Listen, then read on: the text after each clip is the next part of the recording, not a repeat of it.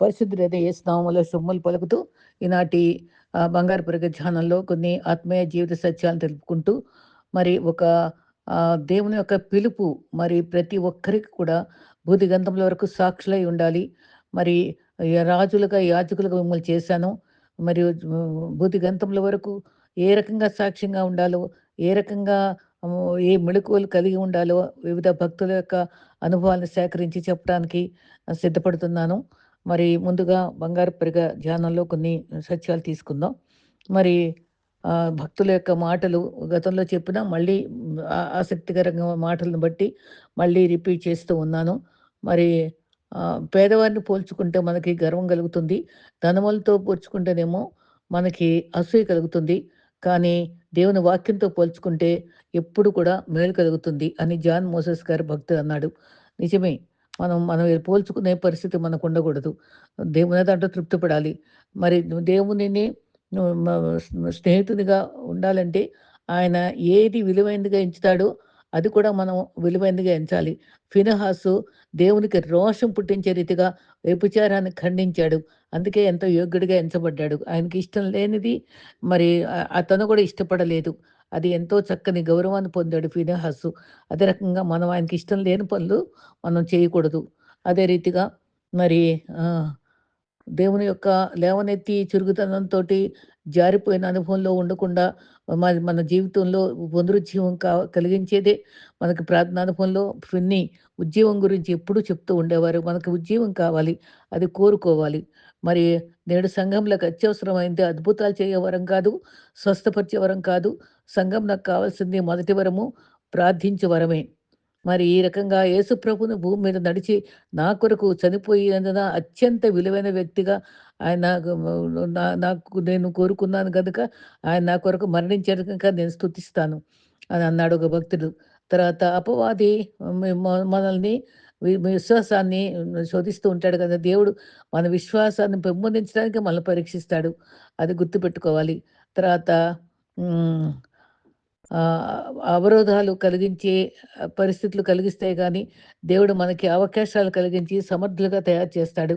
సైతాను శక్తుల్ని మనం దూరపరుచుకొని సమర్థులుగా జీవించడానికి ఇష్టపడాలి. ఎప్పుడు ఒకరికి ఇవ్వడంలోనే మనం ఆహ్, ఇష్టపడాలి గానీ, తీసుకోవడం కాదు. ఇతరులకు సేవ చేయడమే నేర్చుకోవాలి కానీ, వారి మీద పెత్తనం చేయడానికి కాదు. అది గుర్తుపెట్టుకోవాలి. నీ మీద నీకు నమ్మకం పెరుగుతున్నప్పుడు మనలో ప్రభు సమర్థత కూడా ఇస్తాడు.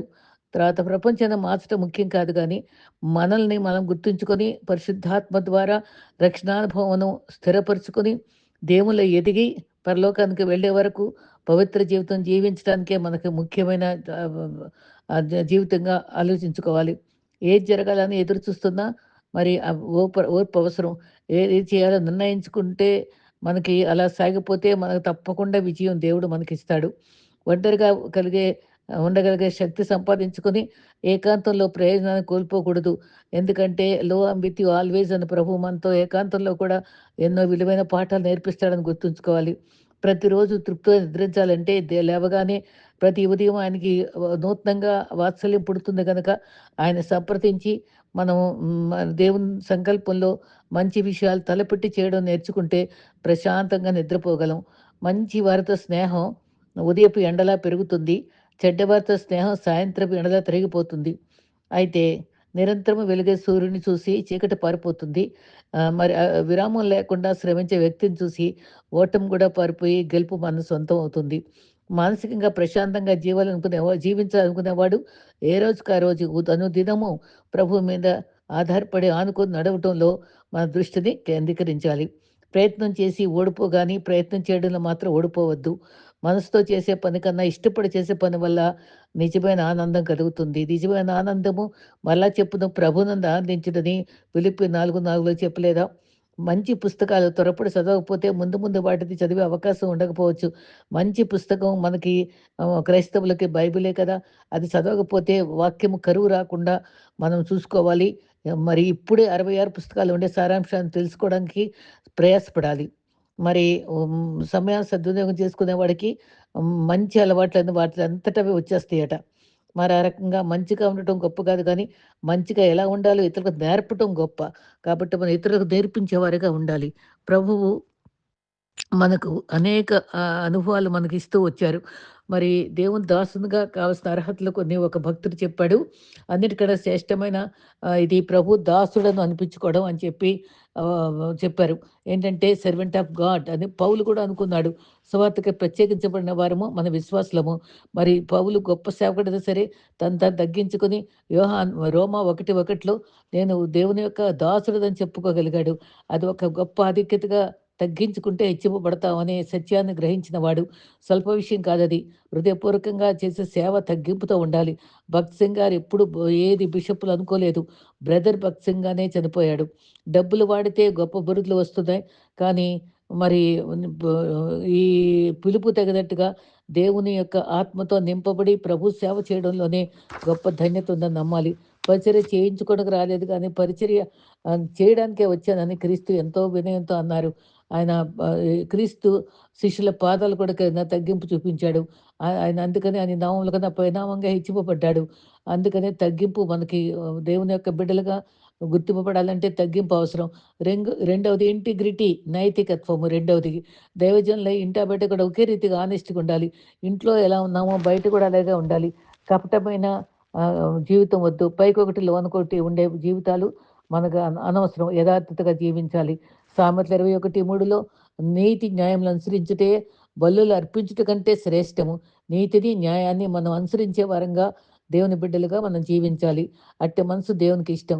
గొప్ప సాక్ష్యం గొప్పది. మన జీవితాలు సరిగ్గా ఉండాలంటే మరి సాక్ష్యంగా చావలేదు గదా! అంతరంగికంగా జీవితాన్ని పవిత్రంగా ఉంచుకోవాలి. వాక్యంలో యథార్థత కాపాడుకోవాలి. బోధించుట కన్నా మనం కూర్చున్నా, నడిచినా భక్తిగా ఆ ప్రభావం చూపించడం మనకు చాలా అవసరం. మనం మౌన సాక్షిగా ఉన్నప్పుడే మనం చూసి మనం నేర్చుకునేటట్టుగా మన ప్రవర్తన ఉండటం చాలా చాలా అవసరం. ఏ స్థాయిలో ఎన్నుకోబడినా దైవ ప్రసన్నత మనం కనపరచాలి.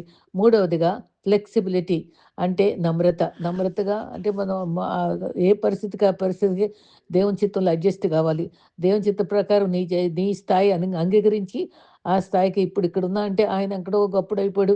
ఈయనకెక్కడో పేరొచ్చేసింది అని మనం ఆలోచించకూడదు. మనకి ఏ స్థితిలో దేవుడు మనల్ని పెట్టాడో దానిలో తృప్తిపడి జీవించి పిలుపు తగ్గట్టుగానే తర్వాత ఏ పనికి ఉపయోగించుకున్నామో ఆ పనే చేయాలి. మరి బాగా పాట కలిగిన వాళ్ళగా మనం పాడలేకపోవచ్చు. ప్రార్థన చేసే వాళ్ళంగా మనం ఉండొచ్చు. వేరే వాళ్ళు ఉండకపోవచ్చు. పరిచర్య చేసే వాళ్ళంగా ఉండగలుగుతాం, ఉండలేకపోవచ్చు. కానీ దేవుడు ఏ పని చేసినా ఏ పని మనకిస్తే ఆ పనిలో పరిచర్య చేయడం గానీ, మరి ఇతరులను మంచిగా కౌన్సిలింగ్ చేయడంలో గానీ, ప్రేమ చూపించడంలో గానీ ఏ సమర్థత ఉందో దానిలోనే మనం నమ్రతగా ఉండటానికి నేర్చుకోవాలి. తర్వాత ఫిలిప్పీ 4:4 ఏ స్థితిలో ఉన్నా ఆనందంగా ఉండాలి. ఇంకో మాటుంది 4:11 పిలుపులో నాకు కొదువుగా ఉన్నను, దీనస్థితిలో ఉన్నాను, లేమిలో ఉన్నను, ఏదన్నా ఎలాగున్నా సంతుష్టిగా ఉండటం నేర్చుకున్నాను. తృప్తి కలిగిన జీవితం, సంతుష్టి సహితమైన దైవభక్తి లాభదాయకం కదా! సంతుష్టిగా ఉండాలి. పోరాటం చేయ భక్తుడు కూడా దైవభక్తి, విశ్వాసం కోరుకోవాలి. తర్వాత సేవలో క్లిష్ట పరిస్థితులు ఎదుర్కొంటాం మనం. దాన్నప్పుడు ధైర్యంగా ఎదుర్కొనే వాళ్ళంగా క్రీస్తు మీద ఆధారపడి ఆయన సంప్రదింపులతో మనం అన్ని భారాలు భరించడానికి ఇష్టపడాలి. మనల్ని యాజకులుగా, రాజులుగా దేవుడు నియమించుకున్నాడు. ప్రతి విశ్వాసిని పిలిచాడు. మన ప్రతి విశ్వాసికి పిలుపుంది. ప్రత్యేకత ఉంది. అది గుర్తుంచుకోవాలి. మరి ప్రతి ఒక్కళ్ళకి ఏదో ఒక పర్పస్ తోటి మనల్ని పుట్టించాడు. మరి ఏ గొడవలో జోక్యం చేసుకోకూడదు. ఐదవదిగా స్టూవర్డ్‌షిప్ నమ్మకమైన గృహ నిర్వాహకత్వం.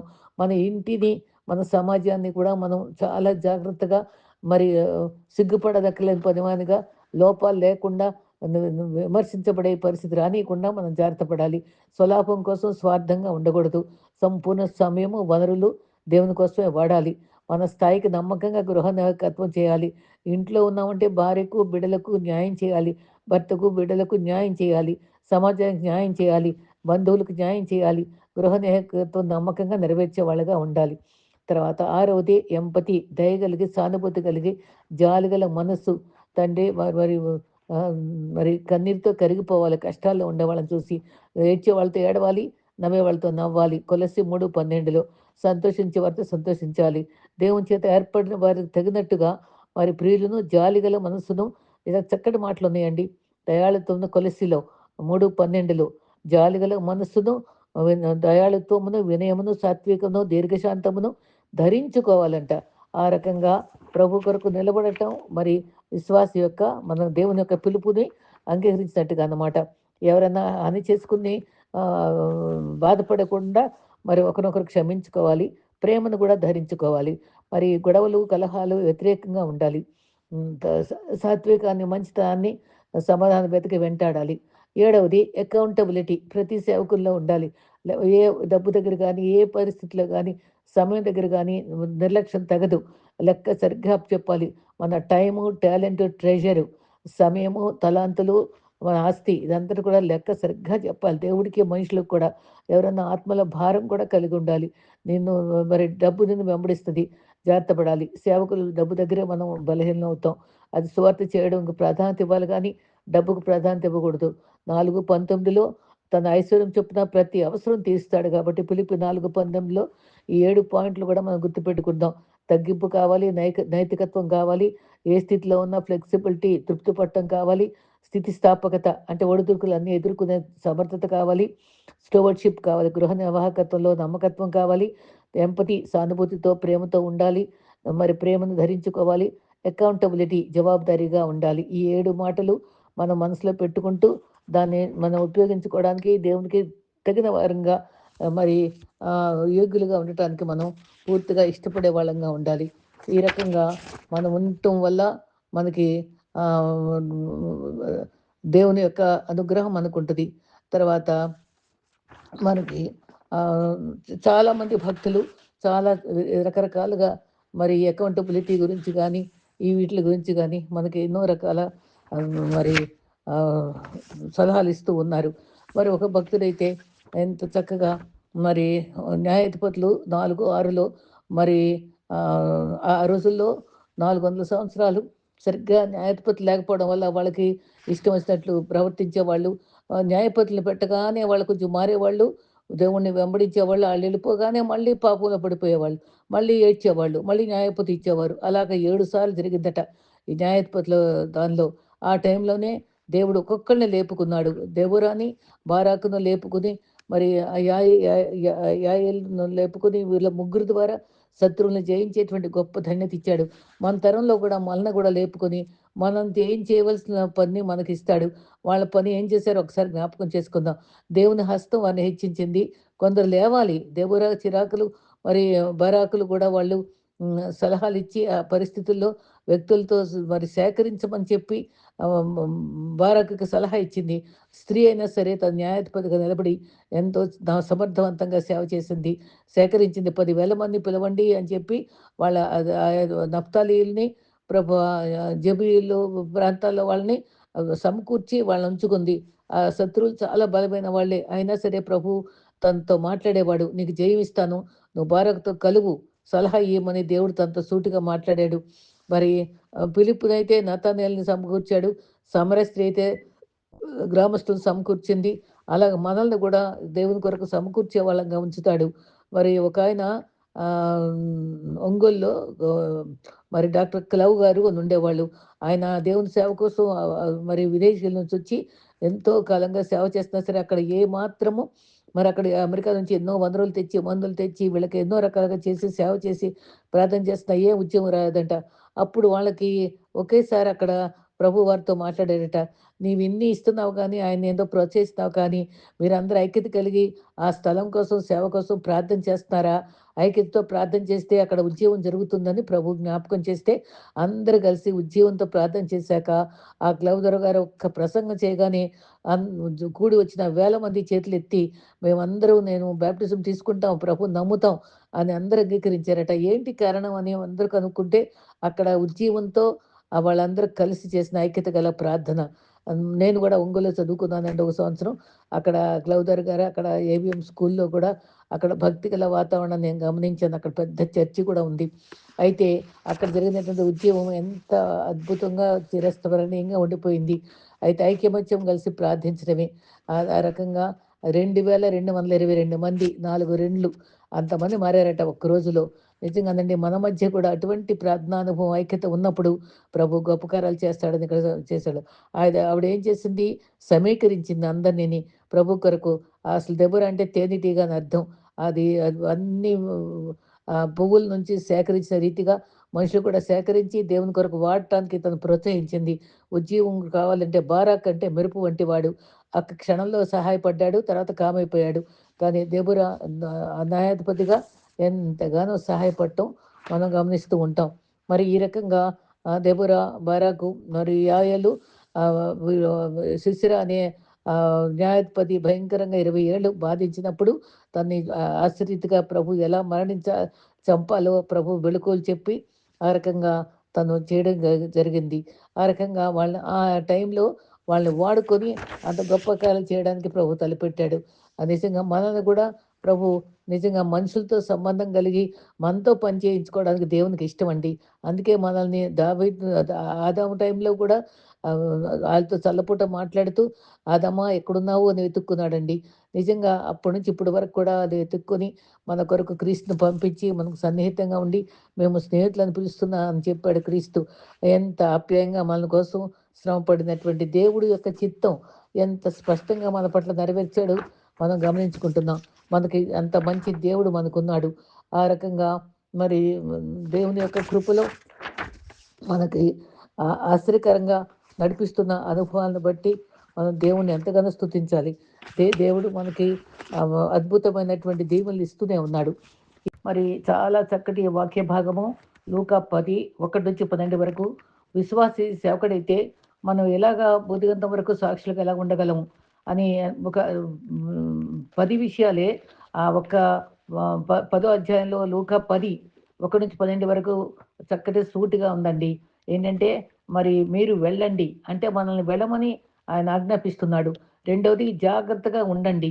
తోడేళ్ల మధ్య గొర్రెల్లాగా వెళ్ళాలి, మెలకుగా ఉండాలి. రెండవదిగా, మూడవదిగా సంచైనా జాలైనా తీసుకుని ఆ దేవునిపై మాత్రమే ఆధారపడాలి. వెళ్ళే ముందు ప్రార్థనాపూర్వకంగా విశ్వాసంతో సాగిపోవాలి.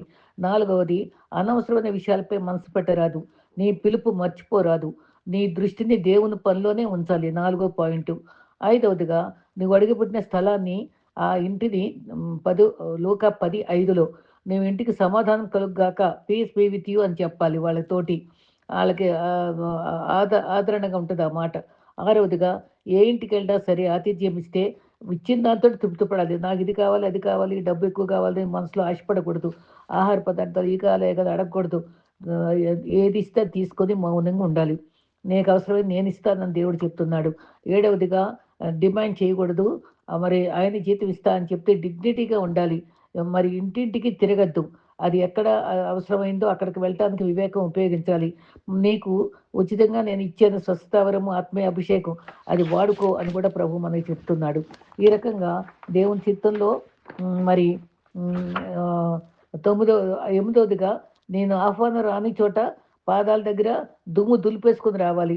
అది వారిని చేర్చుకోకపోతే మనం వాటిని వాళ్ళ బాధపడకూడదు.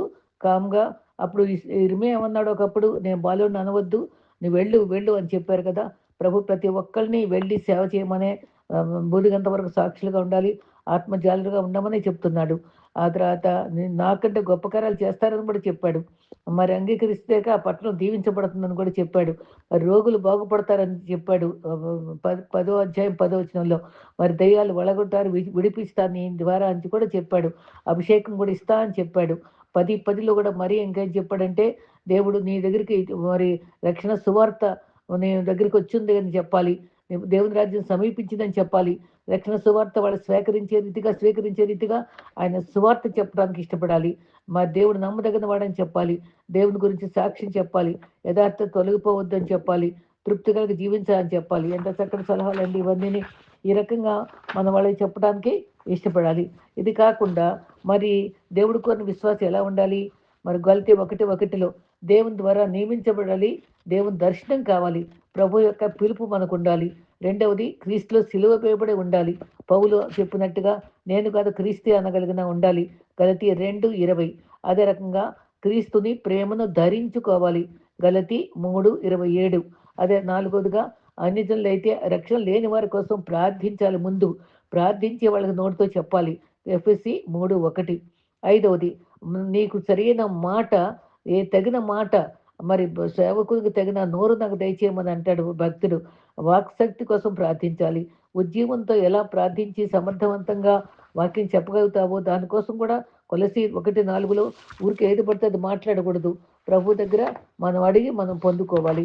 ఆ రకంగా మనం ఆయన పిలుపు తగ్గట్టుగా సేవ చేయాలి. ఇంకా ఏం చేయాలంటే అరుదుగా ఎడతెగక ప్రార్థన చేస్తూ దేవుని కృతజ్ఞతాస్తుతులు చెల్లించాలి. కొలస్సి 1:4. ఏడోది ఏంటంటే స్థానిక సంఘం కోసం కూడా ప్రార్థించాలి. అది ఎఫెసీ 3:19. నీవు ఏ చర్చికి వెళ్తావో అక్కడ సమస్యలు ఉండే వారి కోసం ప్రార్థించాలి. సంఘ కాపరి కోసం ప్రార్థించాలి. మంచి వాక్యం చెప్పేటట్టుగా. ఈ రకంగా నీ పరిచర్యను సిద్ధపరచుకోవాలి. 8గా ఫిలిప్పి 1:18లో సిగ్గుపడక్కర్లేని పనివానిగా మరి ఇతరులు విమర్శించే రీతిగా ఉండకుండా బ్రతుకు మూలంగానైనా చావు మూలంగా అయినా దేవుని ఘనపరిచేటువంటి పవిత్ర జీవితం జీవించడానికి ఇష్టపడాలి. 9వదిగా ఉన్న స్థితిలోనే సంతృప్తి కలగటం. అది ఎన్నోసార్లు చెప్తున్నారు. అది దాని సంతృప్తి సహితమైన దైవభక్తి లాభదాయకం కదా! అది మనం ఎప్పుడూ మనసులో పెట్టుకోవాలి. చివరిగా 10వది దెస్సలోనిక 2:4లో మనుషులను సంతోషపెట్టే సువార్త కాదు, దేవుని సంతోషపెట్టే సువార్త మనం చెప్పేవాళ్ళుగా ఉండాలి. దేవుని పరిచయకుడుగా ఉండాలంటే భారం కలిగి ఉండాలి. ఆ హృదయ వేదంతోటి హృదయ గుండెల్లో నుంచి వచ్చేటువంటి వాక్యంగా మన వాక్యము సిద్ధపాటుతో ఉండాలి.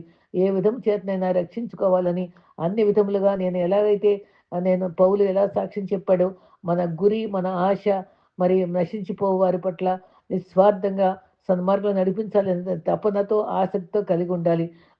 బలహీనులకు, భక్తిహీనులకు కూడా మరి శక్తిమంతుడిగా ఉండాలి అని పౌలు అన్నట్టుగా చెప్పుకోవాలి. కొలస్సీ 1:28లో ప్రతి వ్యక్తిని క్రీస్తునందు సంపూర్ణంగా చేయాలి అనే ఆశ కలిగి ఉండాలి. ప్రతి విషయం ప్రకటించుతూ, బోధించుతూ రక్షణ పొందువారికి సంపూర్ణులు కావాలని గురి ఎద్దకే పరిగెత్తున్నా అని చెప్పినట్టుగా మనకు కూడా పౌలు ఆశయంతోటే మనం విశ్వాసిగా సాగాలి. రెండవదిగా మరి ద్వితీయోపదేశం 23:25లో తండ్రి యెహోవా సేవించాలన్నది విశ్వాసి కోరుకునేవాడిగా ఉండాలి. 119:11లో నా వాక్యం హృదయంలో ఉంచుకోవాలి. దేవుని సేవిస్తే మరి మనం చేసే పానము, ఆహారం దీవించబడుతుంది. మన సేవకులుగా ప్రత్యేకంగా దీవించబడతాం. ఈ రకంగా ఆయన సేవలో ఉంటే ప్రత్యేక దేవుడు మనకిస్తాడు. కీర్తనలో 119:65లో యెహోవా నీ మాట చొప్పున సేవనికి మేలు కలుగజేసి ఉన్నాము. దేవుడు మనకి ఆయన సేవకులకు మేలు దాచుంచుతాడండి.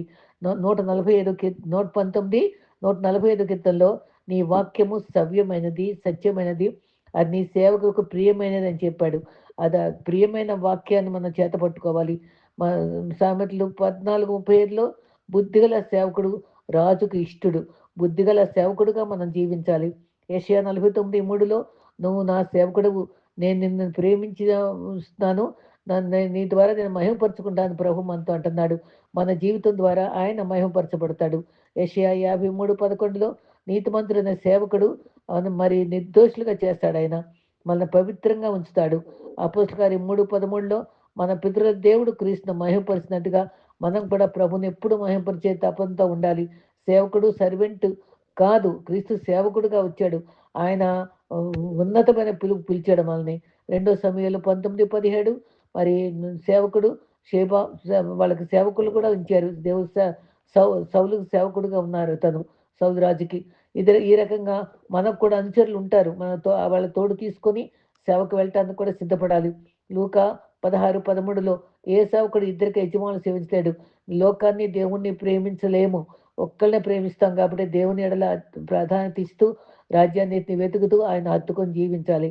ద్వితీయోపదేశకాండం 34:15లో మోషే కూడా దేవుని పరిచర్యకుడు అనిపించుకున్నాడు.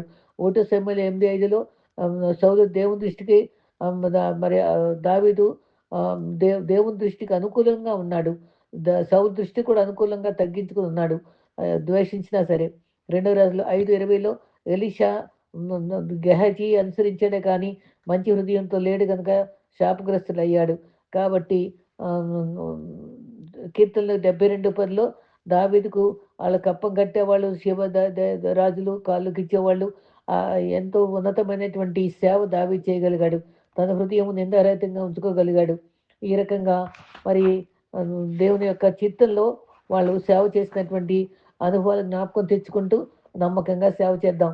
1 సమూయేలు 18:31లో సౌలు సేవకులందరికంటే దావీదు ప్రసిద్ధికి ఎక్కాడు. నిర్గమాకాండము 9:24లో ఫరో కఠినపరుచుకున్నప్పుడు మరి ఆ పరిస్థితుల్లో మరి మోషే ఎంత సహనం చూపించి వారిని ఎంత చక్కగా మరి నడిపించుకొచ్చాడో అన్నీ గుర్తుపెట్టుకుని ఆ మోషే సాత్వికుడిని గనుక అటువంటి సాత్వికమైన సేవ చేయడానికి, నాయకులుగా ఉండటానికి ఇష్టపడాలి. నిర్గమకాండ 23, 25లో సేవకుడనగా సేవించువాడు. మరి ఆయనకి వాళ్ళకి ఆహార పానీయము దీవిస్తాడు అని వాగ్దానం కూడా ఇచ్చాడు. తర్వాత దేవుని సేవకులు దేనిపై ఆధారపడతారు కాబట్టి 3 తరగతులకు విభజించారు. ఏంటంటే కొందరు దేవునిపై మాత్రమే ఆధారపడేవారు ఉంటారట. కొందరేమో వాళ్ళపై వాళ్ళు ఆధారపడతారు. కొంచెం గర్వంగా ఉంటారు. తర్వాత ఇతరులేమో పూర్తిగా ఇతరులపై ఆధారపడతారు. ఈ రకంగా 3 రకాల సేవకులు ఉంటారట. తర్వాత దేవునిపై పూర్తిగా ఆధారపడే వాళ్ళు సంఘాన్ని ఎలా నడిపించాలో మరి యెషయా 26:3లో ఏ ఎలా నడిపించాలంటే ఎవరి మనస్సు నీ మీద ఆనుకుంటుందో పూర్ణ శాంతిగా చేస్తాను. కాబట్టి 2 మాటలున్నాయి ఇక్కడ. పూర్ణ శాంతి ఇస్తాడు, దీవెనలు కూడా ఇస్తాడు. పీస్ అండ్ సెక్యూరిటీ ఇస్తాడు. కాబట్టి దేవుని మీద ఆనుకోవడం మనకి చాలా చాలా అవసరం. అలా దేవుని యొక్క సేవ చేసేవాళ్ళం, ఆయన పిలుపు విన్నవాళ్ళము, విశ్వాసులుగా జీవించదలుచుకున్న వాళ్ళము ఆయన మీద ఆనుకోవాలి. విశ్వాసి నాయకుడిని వ్యతిరేకించకూడదు. కృతజ్ఞత కలిగి ఉండాలి. దేవునిపై ఆధారపడాలి. మనల్ని నడిపించే నాయకులపై కూడా ఆధారపడాలి.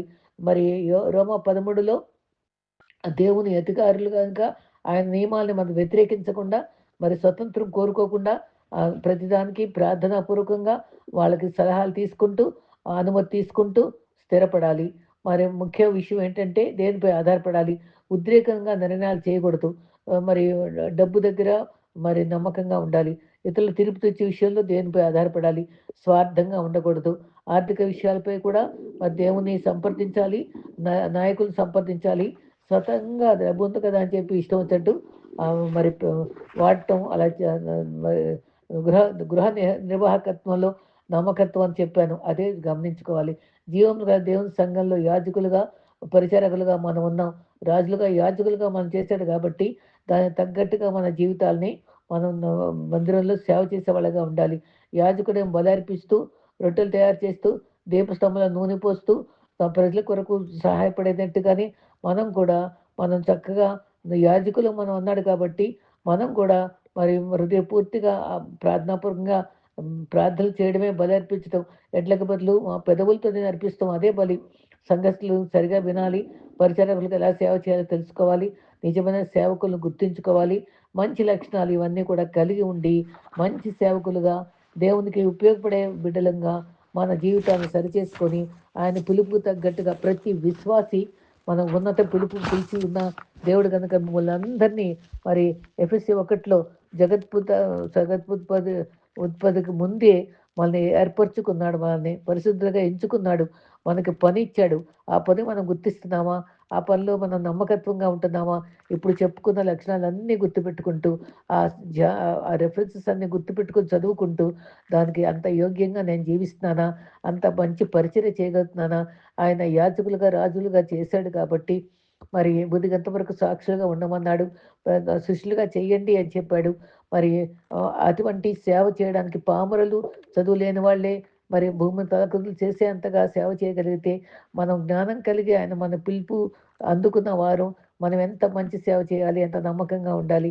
నేను చెప్పిన లక్షణాలన్నీ గుర్తుపెట్టుకుంటూ నేను కూడా అవి ఎంతో నేర్చుకోవడం జరిగింది. ముగ్గురు, నలుగురు సేవకుల యొక్క సందేశాలు నేను అన్నీ సేకరించుకొని క్లుప్తంగా మీకు చెప్పగలిగాను. నేను కూడా నేర్చుకోగలిగాను గనక ప్రభు సేవకు పిలువబడ్డాం గనక మనమందరం పిలువబడిన వారమే. మనం ఉద్యోగాలు చేసుకొని మన కుటుంబాలతో దర్జాగా బతకటానికి కాదు, ఇల్లు, వాకిలి, కార్లు మరి భవనాలతో, స్నేహితులతో, బలగంతో సంతోషపడటానికి కాదు. మన పిలుపు ఎప్పుడొస్తే అప్పుడు ప్రభు దగ్గరికి వెళ్ళినప్పుడు ఒట్టి చేతులతో వెళ్ళకూడదు. ఆత్మలను సంపాదించుకొని మనం మరి ఆ రక్షణ అనే టికెట్ పట్టుకొని జీవగ్రంథంలో పేరున్నప్పుడే మనం అక్కడికి వెళ్ళి దేవునితో నిరంతరం స్తుతించాలి. ఇక్కడ ప్రార్థించడం చేత కాకపోతే అక్కడ స్తుతించడం చేత కాదు కనుక ఇక్కడ ఉన్నప్పుడే ప్రభుని స్తుతిస్తూ ఆయన సేవ చేయడానికి ఇష్టపడే వాళ్ళంగా మరి సమర్థులంగా క్రీస్తు మంచి శిష్యులంగా యేసుక్రీస్తుని మంచి శిష్యులముగా విశ్వాసముగా జీవిస్తాము. మనమందరము ఆయన సేవకై సదా పాటుపడతాము. మన యేసు ప్రభు శీఘ్రముగా వచ్చును. అతి వేగముగా సేవ చేతుమని ఒక చక్కటి పాట ఉందండి. అతి వేగముగా ప్రభు నేర్చుకొని ప్రభు గురించి తెలుసుకొని ఆయన గుణగణాలు ప్రచురం చేస్తూ మరి యాజకులుగా, రాజులుగా మన ఈ లోకంలోనే దర్జాగా బతుకుతూ ప్రభువుని చేపట్టి ఆయన ఆనుకుని బ్రతుకుతూ నిత్యత్వం వరకు సాగిపోదాం. అటు కృప ప్రభు మనకు అనుగ్రహించుగాక. ఆమేన్.